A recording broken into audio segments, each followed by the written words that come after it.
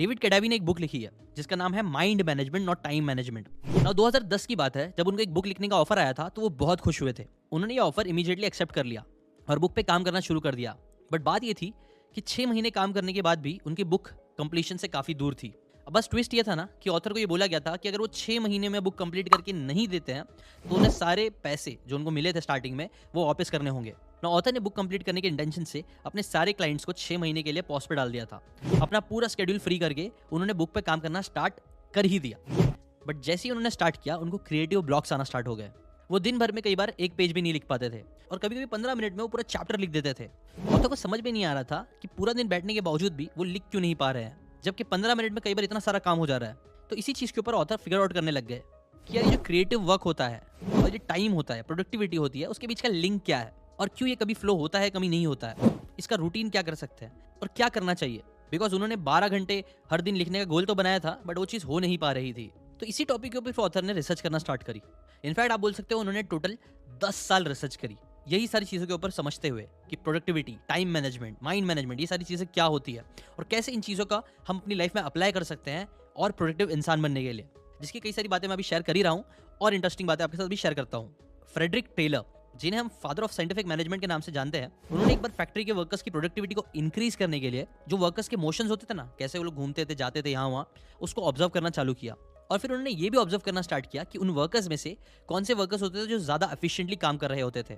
जिसके बाद फ्रेडरिक ने उनको मोशन ट्रेनिंग दी, जिसका यूज करके वो रॉड्स को एफिशिएंटली एक जगह से दूसरी जगह लेके जा सकते थे ना। ये ट्रेनिंग फॉलो करने के बाद उनकी जो प्रोडक्टिविटी थी ना वर्कर्स की, वो 4 गुना से ज्यादा बढ़ गई। जिसके बाद फैक्ट्री के हर वर्कर्स को ट्रेनिंग देना स्टार्ट कर दिया गया, उन्हें इंसेंटिव देना भी स्टार्ट कर दिया गया। जैसे अगर किसी वर्कर का जो डेली वेज था $1 था, तो अगर उन्होंने अपने टारगेट कंप्लीट कर लिए तो उन्हें $1.80 दिए जाएंगे। प्लस उन्हें डेडलाइंस भी दी गई, जिसकी वजह से उन सबकी प्रोडक्टिविटी जो थी वो मैसिवली बूस्ट हुई। ऐसे ही फिर फ्रेडरिक ने और इस चीज के ऊपर फोकस करना स्टार्ट किया, काम कराना चालू किया। लेकिन फिर एक टाइम ऐसा आ गया ना कि अब एफिशिएंसी बढ़ने के बजाय कम होने लग गई। यानी जो वर्कर्स 1 घंटे में 10 रॉड्स मूव कर रहे थे वो अब सिर्फ 5 ही कर पा रहे थे। और इसी चीज को the law of diminishing returns भी बोलते हैं। हार्वर्ड की एक रिसर्च भी ये प्रूफ करती है कि जितने वर्कर्स बहुत ज्यादा जब बिजी हो जाते हैं ना, बहुत सारी चीजें करने की कोशिश करते हैं, तो वो लेस क्रिएटिव हो जाते हैं और उनको नेगेटिव रिटर्न्स आना स्टार्ट हो जाते हैं ना। ये रिसर्च से ये चीज समझ में आई कि ऐसा नहीं है कि अगर आप लोग सिर्फ काम में सिर्फ एफिशिएंसी ढूंढते रहोगे, अंधाधुंध काम करते रहोगे, टाइम बढ़ा दोगे या चीजों को और सिस्टमैटिकली करने जाओगे हर एक चीज, तो हमेशा रिजल्ट्स बढ़ते रहेंगे। ऐसा नहीं है, एक टाइम बाद रिजल्ट्स कम भी होंगे। तो क्वेश्चन ये है कि बेस्ट स्ट्रेटेजी क्या है हमें काम को करने के लिए, प्रोडक्टिव होने के लिए। वेल उसके लिए ऑथर बोलते हैं ना कि हमें सबसे पहले तो 4 स्टेजेस ऑफ क्रिएटिविटी को समझना है और उसके साथ साथ हमें 7 मेंटल स्टेट्स ऑफ क्लैरिटी को भी पता होना बहुत जरूरी है। बिकॉज इन दोनों के बेसिस में ही हम लोग सबसे बेस्ट तरीके से प्रोडक्टिव हो सकते हैं और अच्छे से काम कर सकते हैं। और इसीलिए वो बोलते हैं टाइम मैनेजमेंट करना ऐसे ही है जैसे किसी पत्थर से खून निकालने की कोशिश करना, जबकि बेटर ये है कि हम लोग माइंड मैनेजमेंट करें। हर काम देखो दिमाग से किया जाता है और अगर हम लोग अपने दिमाग को ही हैक कर ले, उससे समझ ले कि क्रिएटिविटी कब आती है, काम करने का मन सबसे ज्यादा कब करता है, एनर्जी कब सही होती है, तो ये चीज कर लेंगे तो ऑटोमेटिकली हम लोग बेटर तरीके से काम कर पाएंगे और बेटर रिजल्ट्स क्रिएट कर पाएंगे लॉन्ग रन में। तो इसलिए पहले तो ये समझते हैं 4 स्टेजेस ऑफ क्रिएटिविटी क्या होती है।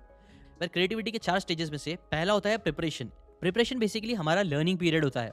ये फेज में हमें हमारे करंट सब्जेक्ट में जितनी रिसर्च हो सकती है उतनी करनी चाहिए। क्या आपको पता है ऑथर स्टीवन कवी ने 7 habits of highly effective people लिखने के लिए 10 साल तक सारी मोटिवेशनल बुक्स जितनी वो पढ़ सकते थे उतनी पढ़ी। जिसके बाद ही जब उन्होंने 7 हैबिट्स लिखी तो आपको पता ही है वो कितनी ज्यादा हिट हुई और लैक्स ऑफ लोगों की लाइफ में इंपैक्ट करा। सेकंड स्टेज है incubation, taking breaks. Sapiens book के जो ऑथर थे युवा नोहारी, वो हर साल 2 महीने का ब्रेक लेके जंगलों में चले जाते हैं। जंगल में जाके वो अपने आप को मॉडर्न वर्ल्ड से कंप्लीटली डिस्कनेक्ट कर लेते हैं और सिर्फ रेस्ट और मेडिटेशन पे ध्यान देते हैं।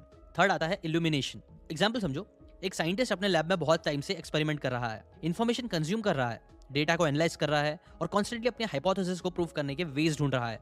बट फिर भी बहुत कुछ करने के बाद भी उससे रिजल्ट्स नहीं मिल रहे। बट फिर सडनली जब वो कार में ट्रैवल कर रहा होता है और कोई मंडेन टास्क कर रहा होता है जिसमें ज्यादा दिमाग नहीं लगता है, तब अचानक से उसको आइडिया आता है और उसे पता चल जाता है कि कैसे उसके हाइपोथेसिस को प्रूव किया जाता है।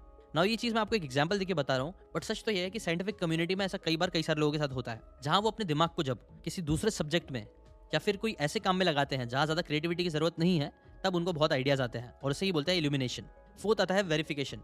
वेरिफिकेशन एक ऐसा स्टेट है जहां पे आप अपने आइडिया, काम या फिर थॉट को दूसरे लोगों से या फिर खुद से वेरीफाई करते हो। जैसे कि अगर आप लोग एक अकाउंटिंग कंपनी में काम कर रहे हो, फाइनेंशियल रिपोर्ट बना रहे हो, तो वो रिपोर्ट बनाने के बाद खुद से उसे क्रॉस चेक कर लेना या किसी दूसरे सीनियर या इंसान को देना ताकि वो चेक कर सके कि आपने क्या गलतियां की है। ये होते हैं 4 स्टेजेस ऑफ क्रिएटिविटी जिनका आपको यूज करना चाहिए।